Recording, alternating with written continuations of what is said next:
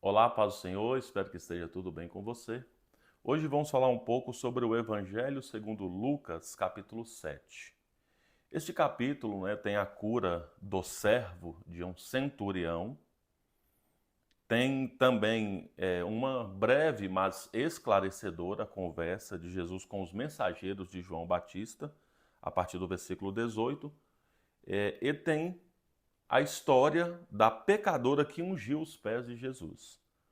Mas o destaque e a reflexão que eu faço com vocês nesse capítulo é sobre a ressurreição do filho de uma viúva. A partir do versículo 11 diz: Pouco depois, Jesus foi para uma cidade chamada Naim. E os seus discípulos e numerosa multidão iam com ele. Inclusive, há às vezes até uma confusão, né? O pessoal diz assim: Jesus ressuscitou o filho da viúva de Naim. Alguns confundem pensando que Naim é uma pessoa. Não, Naim é uma cidade. Jesus estava indo para aquela cidade e uma multidão, seus discípulos, iam com ele. Ao aproximar-se do portão da cidade, que tinha o nome de Naim, eis que saía o enterro do filho único de uma viúva. E grande multidão da cidade ia com ela. Então aqui nós já podemos ver algumas questões. Por exemplo, naquela época, o costume daquela época, a mulher que havia perdido o filho, era um costume da época, ela deveria caminhar à frente do corpo. Então ela é a primeira pessoa e do outro lado está vindo uma multidão e Jesus é a primeira pessoa da multidão do outro lado. Então ali esses dois grupos, estão caminhando ao encontro e o texto aqui diz que ela tinha esse único filho, o que indica também que a partir dali ela ia depender de caridade, porque viuvez naquela época, a mulher não tinha como se manter, como se sustentar, trabalhar, então ela iria depender de caridade para viver, porque até então ela estava sob o cuidado do seu único filho que tinha acabado de morrer. É uma tradição bem diferente da nossa de hoje. Então, seguindo o texto, diz: Ao vê-la, o Senhor se compadeceu dela e lhe disse: Não chore. Chegando-se, tocou no caixão e os que estavam carregando pararam. Então Jesus disse: Jovem, eu ordeno a você, levante-se. Então veja que aqui tem uma outra questão também, que era uma clara violação da lei no Antigo Testamento. Interromper um funeral e ainda tocar o esquife, hoje nós chamamos de caixão, com alguma diferença também.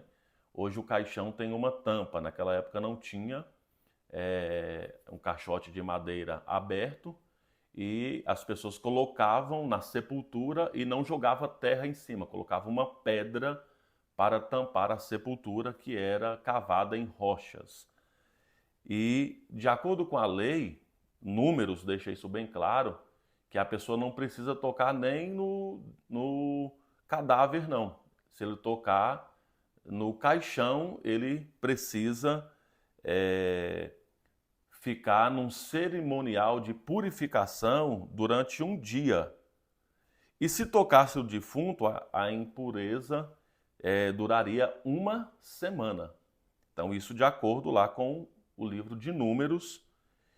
E Jesus, então, interrompe o funeral e toca no caixão, ali na esquife, como nós acabamos de ler aqui, e dar uma ordem. Chegando-se, tocou no caixão e os que estavam carregando pararam.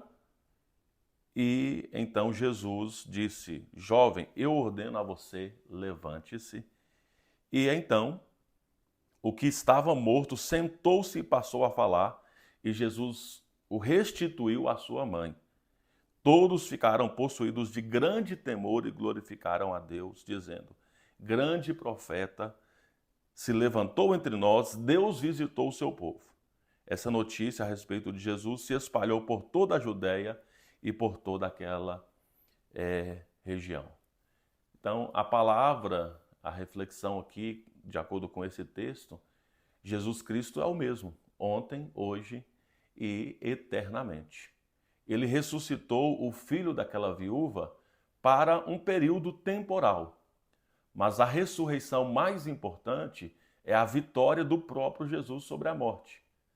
Então já temos provas que Jesus é vitorioso sobre a morte. Ele deu mais um tempo de vida terrena para aquele filho, restituiu ele à sua mãe. Contudo, a ressurreição mais importante é para a vida eterna. Enquanto Deus está dando oportunidade para você viver, que você possa viver com base na principal ressurreição, que é a salvação da sua vida em Cristo, por meio de Cristo unicamente. E, enquanto você tiver a vida terrena, exercite a sua fé e saiba que Jesus é o mesmo ontem, hoje e eternamente.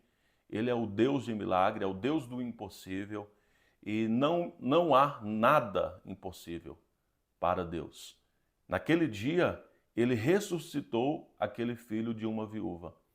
Hoje, grandes e extraordinários milagres ele continua fazendo e nós devemos crer e buscá-lo em todo o tempo e não esquecermos que não é só a vida desta terra. Nós não esperamos em Deus só bênçãos desta terra, porque nós sabemos que a mais importante de todas as bênçãos, elas estão relacionadas à eternidade.